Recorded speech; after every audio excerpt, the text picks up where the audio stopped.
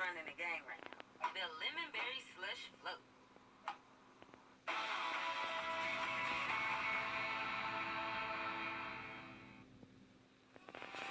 Here we are Friday afternoon, and 5 for 6 shows 1, 2, 3 itsy bitsy showers on the radar. I'll show you where they're at and what to expect for your weekend coming up. Right now on Channel 6, Augusta University Health opens its new coronavirus testing facility. We'll take a live look at the site coming up. Why Georgia's Governor Brian Kemp is not enforcing a mask mandate. I'm Archie Seshadri at the Georgia State Capitol. We'll have details next. And parents in Allendale, South Carolina, reacting to the state's plans to reopen schools this year. Detail as your news at 5 starts now. Live from Television Park, this is WJBF News Channel 6 at 5. Welcome back, everyone. I'm Jenny Montgomery. Thank you so much for joining us tonight. Brad has the evening off. Coverage you can count on begins with one of AU Health's drive-through testing sites moving to downtown Augusta. News Channel 6's Devin Johnson is live there now. And Devin, the change in location was made to make it more convenient for people. Testing is being done here at NX2 on 15th Street. Here, employees can work during any type of weather, and the new testing facility can accommodate up to 6 cars at one time. Testing demand has been very high, and we have been testing in excess of 600 people a day on most days. Augusta University's Chief Medical Officer, Dr. Philip Kuhl, says over the past 5 weeks, the infection rate in Augusta has jumped up to 200%. So the university's former vehicle service shop is now an in-house drive-through testing site that can handle more traffic than the site at Christenberry Fieldhouse. The big concern is if those 18 to 30-year-olds end up infecting their parents. That's the crowd that we have to worry about. The older, less healthy crowd are the ones that have the bad outcomes from this disease. You have to schedule your test before you go, and you should get your results in 24 hours. Even if we have a day or two delay on the front end, we're able to get those test results back in 24 hours. Unlike some locations, say, for example, in Atlanta, where people, even high-profile individuals, may have to wait 8 days for a test. Dr. Kuhl says AU Health was the first in the state outside of the CDC and the Georgia Public Health Department to offer an in-house COVID-19 test.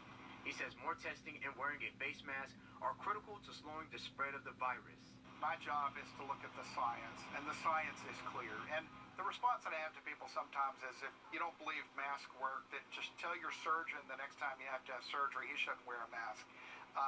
And that would be, nobody would do that, right? Because we know that they work in certain situations.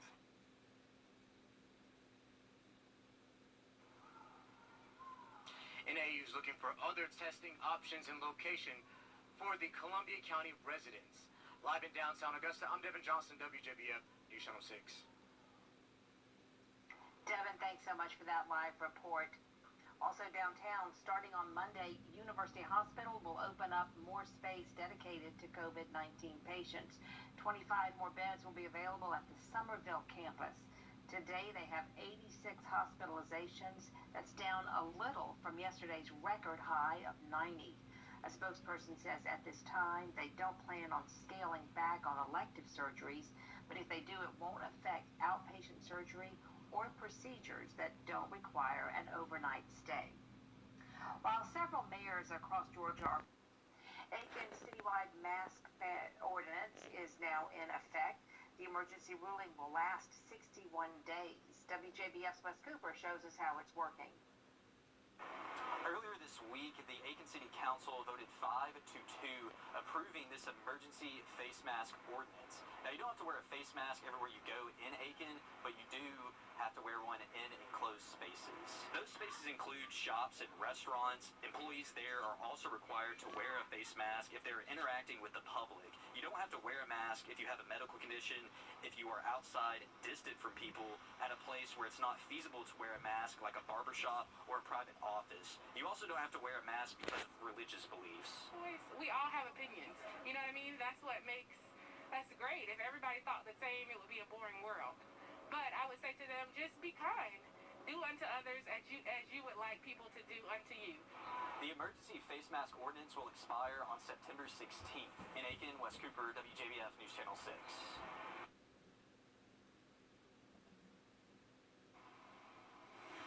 Here we are on Friday afternoon. Let's fire up 5 for 6 radar, and it's not having to work very hard because there's not a whole lot of shower activity. Let's zoom in a little closer and find out what's happening, and I'll take you right here.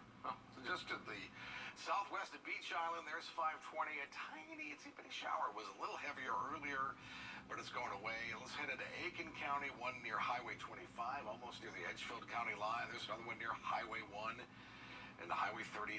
Get very, very light showers. In Gibson, tiny itsy bitsy shower. That's the key here, is that we don't have a whole lot of what we call forcing to have us have these big clouds that billow up and showers and storms form. So it's relatively dry. Here's our Jiffy Lube Skyview Network over at Friends at 580 WGAC Radio. And there's I-20. And look at the beautiful cumulus clouds. But it is hot. 95 our current temperature. 93 at Thompson. Louisville at 95.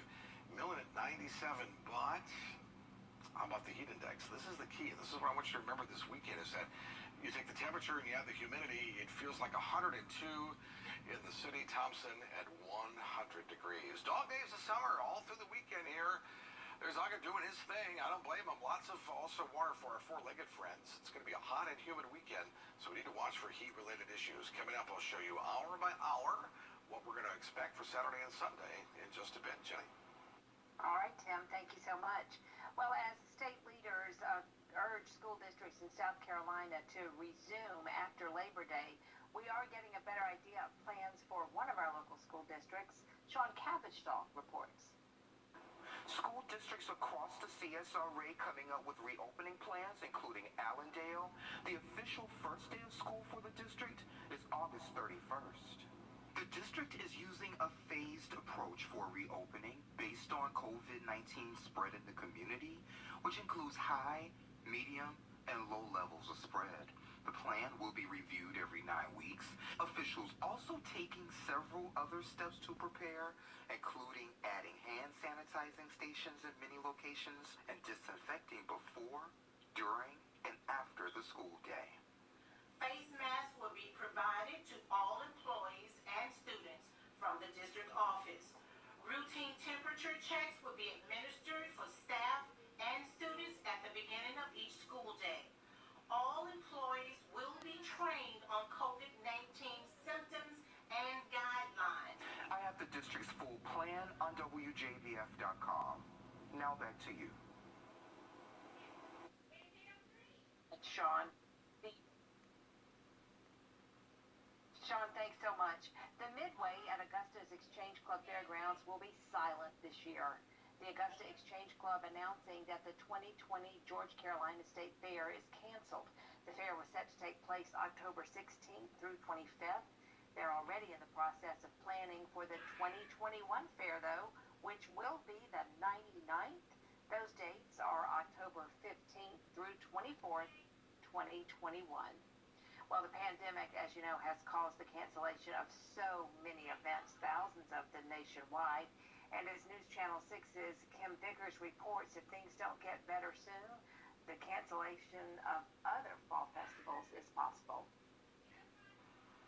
The cancellation of the fair has left many upset that their family tradition will not continue this year. Other long-running festivals, such as the Oliver Hardy Festival in Harlem and the Jack-O-Lantern Jubilee in North Augusta, are waiting to see what will happen with the pandemic before they make a decision. The Georgia Carolina State Fair, an Augusta tradition that has stood the test of time for nearly a century. But not this time. This year, the Midway was no match for the pandemic. And it was not a fast decision. It was a very thoughtful and thought through decision. We know that we are doing the right thing for the community's health and welfare. The Augusta Exchange Club donates more than $100,000 a year to local charities, including the United Way and Safe Homes. All that money thanks to 2 huge events. One of our main missions, the Unity for Service, we do that through promoting agriculture. So we have a couple of fundraising opportunities through the year. Our Augusta Charity Classic Golf Tournament and of course the agricultural fair. I spoke to Andrew McMahon, the tourism and special events coordinator in Harlem. He says that they are currently going forward with the Oliver Hardy Festival. They are also keeping an eye on the outbreak and will cancel if necessary. Rick Meyer, the director of Parks, Recreation, and Tourism in North Augusta, agrees.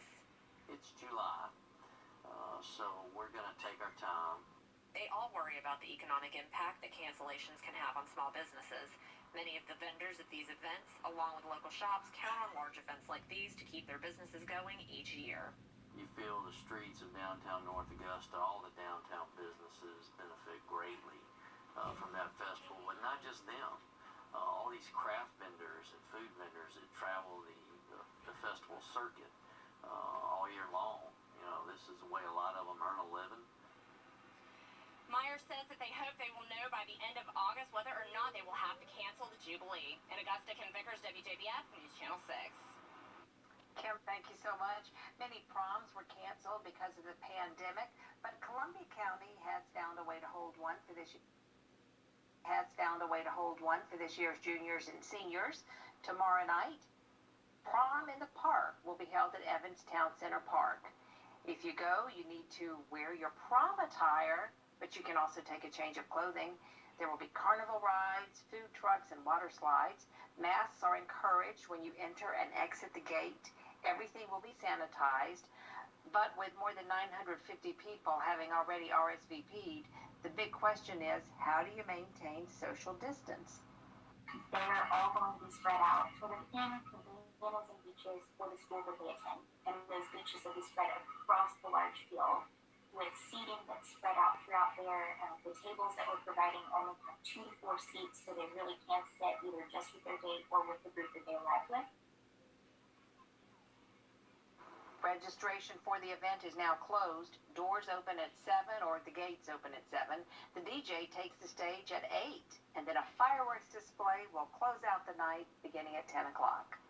With more people testing positive for the virus, people are worried, especially parents, about the safety of their teens attending prom in the park.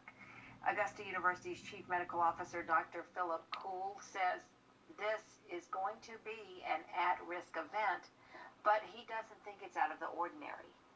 I'm in the middle on this. I think if people take reasonable precautions, particularly if they wear their mask and can maintain some distance, that it's not unreasonable to do. We have to coexist with COVID. We're going to be living with this for a while, so we have to have some balance. More than 900 students, as we told you, have RSVP'd for the event.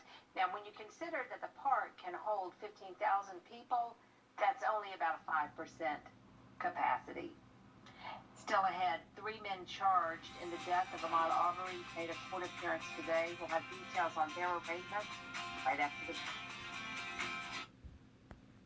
This is not a whodunit. Good to go. Waynesboro.com. The People's Court, weekday mornings at 10 on News Channel 6. Welcome back, everyone. The cancellation of the Georgia-Carolina State Fair is leading to some concerns about the nonprofits that benefit from that event. The Exchange Club donates more than $100,000 to those charities each year. The United Way, Safe Homes of Augusta, and Child Enrichment are just a few of the nonprofits that receive money. The club's president says the decision to cancel their biggest fundraiser was not easy. One of our main missions, the Unity for Service, we do that through, promoting agriculture. So we have a couple of fundraising opportunities through the year, our Augusta Charity Classic Golf Tournament, and of course the Agricultural Fair. The Augusta Charity Classic is still scheduled for September 21st. Many proms, as you know, were canceled because of the pandemic, but Columbia County found a way to hold a prom for this year's juniors and seniors. Tomorrow night, prom in the park will take place at Evans Town Center Park. Everybody's encouraged to wear their prom outfits, but they can bring a change of clothes too. Masks are encouraged when you get there, when you go through the gates, and then when you leave. Everything's going to be sanitized. But with more than 950 people signing up to go, the big question is, how will you maintain social distance? They are all going to be spread out sort of in cabanas and beaches for the schools that they attend. And those beaches will be spread across the large field with seating that's spread out throughout there. The tables that we're providing only have 2 to 4 seats, so they really can sit either just with their gate or with the group that they arrive with. Registration for the event is now closed. The gates open at 7. The DJ takes the stage at 8. And then the event wraps up with a fireworks show at 10 p.m. And Tim, it's going to be warm for prom in the park, isn't it? Yeah, I'm thinking we need to wear something that's sweat-proof because we're going to certainly need it tomorrow night. Yeah, it's going to be hot for sure. Our high today, 96 degrees, just a little bit above average, but it's that heat index we've been talking about, feeling like 100 degrees. I'll detail your full forecast coming up. Castle Floor Care. Get your most accurate forecast anytime with the Live Viper 6 mobile app. Download it now on the App Store and Google Play. Now, your most accurate forecast with WJBF Live Viper 6. Chief of News Skyview camera takes us to the airport, checking in with our official temperature of 95, but it feels like 104 degrees. Ouch. Humidity's up just a skosh at 49%, and our dew point at 73 degrees. It just feels muggy outside for sure. Wind's not helping much. It's a steamy summer weekend, hot and humid. Heat index between 100 and 102 in the afternoons, and a better chance of some afternoon showers and storms on Sunday. Here's the culprit. It's high pressure that's really been in charge of the forecast, and air around high pressure goes clockwise, so it's sinking air. What we need is rising air, right? So we get clouds, rain, showers, but high pressure doesn't like anything near it. It says, leave me alone. So it's leaving us alone by not producing any showers. That will change, though, certainly by Sunday. I think there's a better chance of showers from Atlanta north and then to the upstate of South Carolina. For us, our rain chance at 30%. This is a little better than it's been over the last couple days. So we'll do 20% tomorrow, a little better for Sunday and Monday, and then I'll raise it a little bit as we get into the next week. I think we'll have a better chance of afternoon showers and some thunderstorms. Heading to the lake tomorrow, 73 in the morning. If the fish are biting, grab them because they'll probably run for cover in the afternoon with that water temperature, as indeed will be hot and muggy. So here's Futurecast. Let's look ahead to tomorrow. We'll start it at noon. And I want to show you this. As we get through the day here, right, we have sunshine and a few little showers pop up, but watch what happens by afternoon. This has widespread showers and storms, mostly to our north and our northern viewing area, and some will sneak towards the south. I'm not 100% sold on that. You know, some of these models are getting a little overzealous here with the rain and the moisture. I do think we'll have some around, but it won't be that prevalent. All right, so let's get to Sunday now. This is Sunday's forecast. Pretty much the same setup, right? Notice those we had the afternoon time, scattered showers and storms, especially Atlanta to Athens, our northern viewing area. Then some more will form closer to home here. Now, I'm buying into this for Sunday. I think we'll have a little bit more moisture, a little bit more lift in the atmosphere. Here's Sunday night, 9 o'clock. Notice the showers sort of go to the south. They sort of fade out. So once the heat of the day's done, we'll be done with any shower or storm activity. So 74 for tomorrow morning. Off for Saturday morning. You have a garage sale going on or something? I love me some Saturday garage sales. It's going to be warm. 75 in Waynesboro, even Edgefield at 73. 97 the high tomorrow. 96 in Gibson. But look at Louisville at 98. Swainsboro 97, and that heat index again near 102 to 103. All right, here's our exclusive 10-day forecast. As we try to look ahead, always keeping you and your family safe and in mind. So notice the shower chances increase. Yes, Sunday, Monday, and then certainly early part of next week. I've not lowered the temperature any because I think we're still going to be hot before we get into showers and storms that pop late in the afternoon. And again, some of that rain could have some heavy downpours as we get into the middle of next week. That's your forecast. We're back with more in just a moment. At Lionel's